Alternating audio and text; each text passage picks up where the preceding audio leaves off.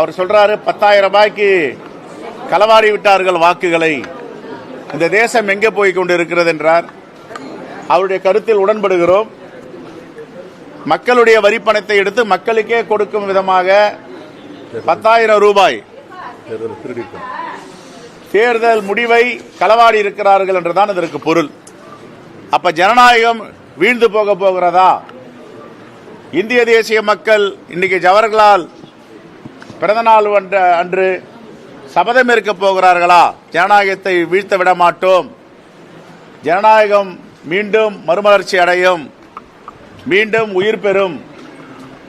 ஆகவே மிகப்பெரிய சவால்களை இந்த தேசம் காத்துக் கொண்டு இருக்கிறது. ஜனநாயகமா சர்வாதிகாரமா என்று. ஆகவே இன்னும் போக போக தெரியும், பொறுத்திருந்து பார்ப்போம். இல்ல இதுக்கு முன்னாடி கொடுத்திருக்கணும். தேர்தலுக்கு முன்னாடி 5 ஆண்டுகள் ஆட்சி செஞ்சாங்க, கொடுத்தாங்க.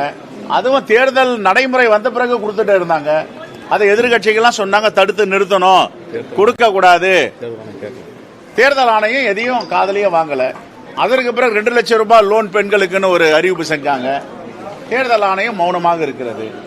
எவ்வளவு காலம் இப்படி இந்த தேர்தல் முடிவுகளை களவாட முடியும் என்று தான் பொறுத்திருந்து பார்க்கணும்.